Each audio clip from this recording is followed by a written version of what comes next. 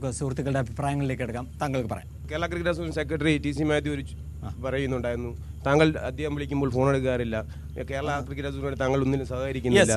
കഴിഞ്ഞു ശ്രീശാന്ത്. അത് ഒരുപക്ഷെ ആ ചോദ്യം ഞാൻ ഇങ്ങനെ താങ്കൾക്ക് മുന്നിൽ അവതരിപ്പിക്കാം. KCAയുമായി ശ്രീശാന്തിന് അത്ര ഒരു നല്ല ബന്ധമല്ല ഉള്ളത് എന്ന രീതിയിൽ വാർത്തകൾ ധാരാളമായി വന്നിരുന്നു.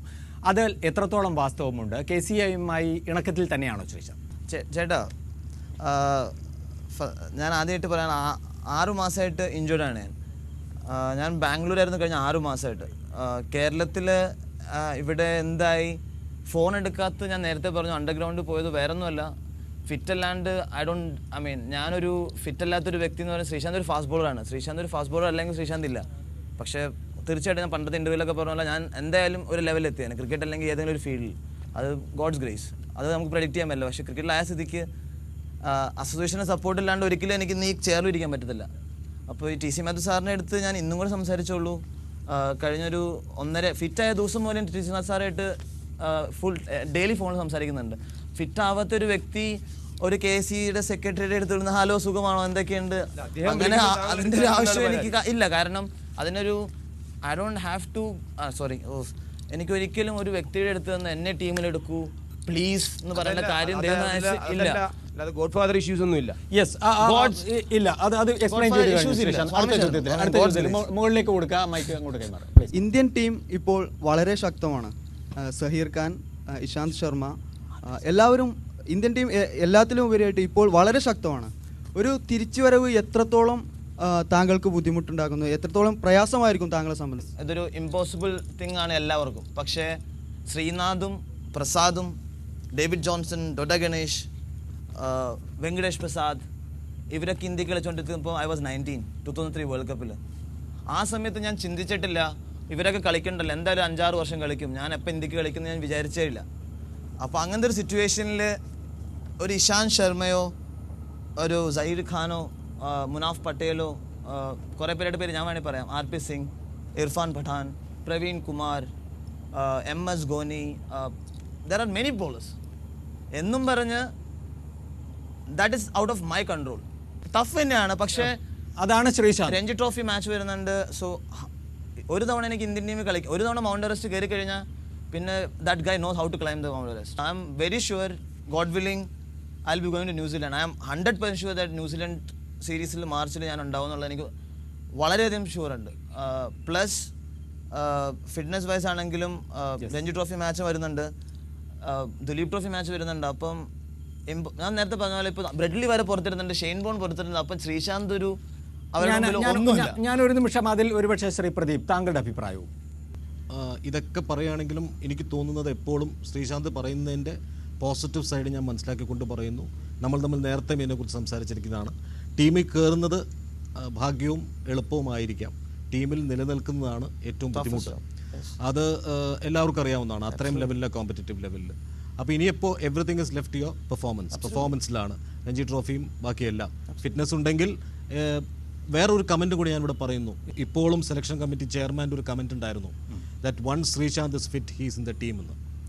അപ്പോൾ അത് നമുക്കൊരു പോസിറ്റീവായിട്ട് കാണാം. തീർച്ചയായും. ശ്രീമതി മേഴ്സിക്കുട്ടൻ, താങ്കളൊക്കെ കായിക രംഗത്ത് പ്രവർത്തിച്ചിരുന്ന ഘട്ടങ്ങളെ അപേക്ഷിച്ച് ശ്രീശാന്തിനെ സംബന്ധിച്ചിടത്തോളം ഇപ്പോൾ സാഹചര്യങ്ങൾ മാറിയതിൻ്റെ ഒരു ആനുകൂല്യം കേരളത്തിൽ നിന്നാവട്ടെ രാജ്യാന്തര തലത്തിൽ നിന്നാവട്ടെ ഉള്ളതായി തോന്നുന്നുണ്ട്?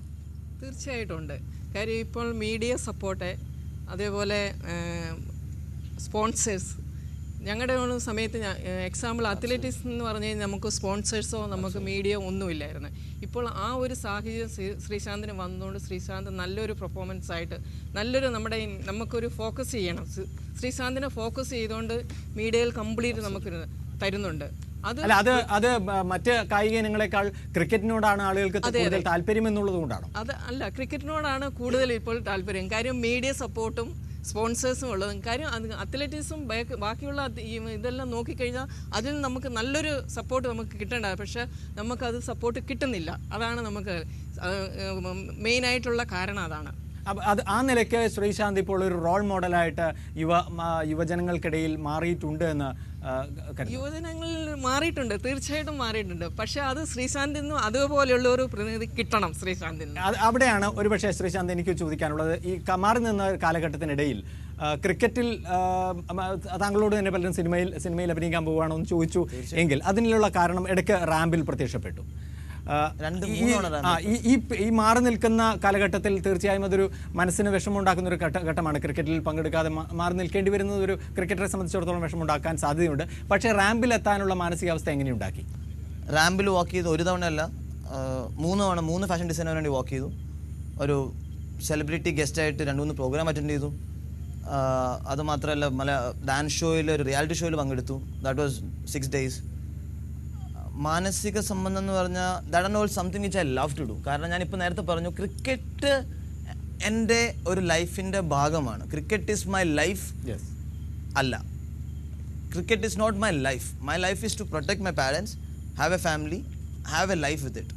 ബട്ട് ക്രിക്കറ്റ് എന്നെ ശരിക്കും ഹെൽപ്പ് ചെയ്യുന്നുണ്ട്. കാരണം I love cricket. Cricket is my girl front എന്ന് വേണമെങ്കിൽ പറയാം. കാരണം ക്രിക്കറ്റ് കൊണ്ട് ഐ കുഡ് എക്സ്പ്രസ് മൈസെൽഫ്, ഒരു പേഴ്സണാലിറ്റി, ഒരു പേഴ്സൺ എന്ന നിലയിൽ. അതുകൊണ്ട് ക്രിക്കറ്റിൽ ഇഞ്ചേർഡ് ആയതുകൊണ്ട് ഐ ഡോണ്ട് ബിലീവ് ഇൻ സൾക്കിങ്. ഞാൻ ഇപ്പോഴും എൻജോയ് പാർട്ടിക്ക് പോകാറുണ്ട്. I make friends, I go out, I watch movies, I entertain people. അതൊന്നും എൻ്റെ കരിയറിൽ ബാധിച്ചിട്ടില്ല. ഒപ്പം തന്നെ റാമ്പിലെത്തിയപ്പോൾ പ്രിയങ്ക ചോപ്രയോടൊപ്പമായിരുന്നു എത്തിയത് എന്ന് ശ്രദ്ധിക്കപ്പെട്ടിരുന്നു. നേരത്തെ തന്നെ പ്രിയങ്ക ചോപ്രയുമായുള്ള സംഭാഷണം പുറത്തു വന്നു എന്ന വാർത്തകളും ഉണ്ടായിരുന്നു. അതുകൊണ്ട് തന്നെ ആളുകൾക്കുണ്ടാവുന്ന മനസ്സിലുയരുന്ന ഒരു ചോദ്യം, പ്രിയങ്ക ശ്രീശാന്തിൻ്റെ ആരാണ്? പ്രിയങ്ക ചോപ്ര എൻ്റെ ഒരു ഗുഡ് ഫ്രണ്ട് മാത്രമാണ്. അപ്പോൾ ദാറ്റ് ഈസ് എന്താ പറയുക, സെലിബ്രിറ്റി ലൈഫ്. അതുകൊണ്ട് അതന്നെ ഞാൻ പറഞ്ഞത്. കാരണം ഞാൻ ഒരു ക്രിക്കറ്റ് പ്ലെയർ ആയതുകൊണ്ടോ അല്ലെങ്കിൽ ബോളിവുഡ് സ്റ്റാർ ആയതുകൊണ്ടോ ആയിരിക്കാൻ ചിലപ്പം. ഇപ്പോൾ എൻ്റെ ഒരു ഫ്രണ്ടും വേറൊരു കുട്ടിയാണെങ്കിൽ അതിനെക്കുറിച്ച് എത്ര പേര് പറയുകയുണ്ടാവില്ല. അപ്പോൾ നേരത്തെ മാം പറഞ്ഞത് ഇറ്റ്സ് എ പബ്ലിക് ഫിഗർ. പക്ഷേ there is a personal life also to a celebrity. അപ്പോൾ I am very happy to say we are friends. So there is nothing wrong in it. Okay, you have so many good friends അല്ലേ? Very good friends ഉണ്ടാവും. അതിൽ എന്തെങ്കിലും speciality ഉണ്ടോ എന്നതാണ് ചോദ്യം. Speciality, every woman in the world is special for me. I mean, including my mother. So, അതുകൊണ്ട് എനിക്ക് ശരിക്കും ഒരു women, mum, sister, friends, special friends or good friends or whatever, we know the difference between them. That is only difference. Of course. ഈ ഘട്ടത്തിൽ ശ്രീ അൽഫോൺസ് കണ്ണന്താനം അദ്ദേഹത്തിൻ്റെ ഒരുപക്ഷെ ക്രിക്കറ്റിനുപരിയായ ഒരു ജീവിതത്തെക്കുറിച്ച് അദ്ദേഹം തന്നെ പറഞ്ഞു. അത് അദ്ദേഹത്തിന് അവകാശപ്പെട്ടതാണ്. എങ്ങനെ ഏതൊക്കെ രംഗങ്ങളിൽ താൻ കടന്നു ചെല്ലണമെന്ന് തീരുമാനിക്കാനുള്ള സ്വാതന്ത്ര്യം അദ്ദേഹത്തിനുണ്ട്. പക്ഷേ ആ സ്വാതന്ത്ര്യം അംഗീകരിക്കാതെയാണോ ചിലപ്പോഴെങ്കിലും അദ്ദേഹത്തെ അതുമായി ബന്ധപ്പെട്ട വിവാദങ്ങളിലേക്ക് നാം വലിച്ചെടുക്കുന്നത്? നിങ്ങൾ എക്സെപ്ഷണൽ കഴിവുള്ള ഒരു ചെറുപ്പക്കാരനാണ്. നിങ്ങൾ ശരിക്കും പറഞ്ഞാൽ ഈ ചെറുപ്പക്കാരുടെ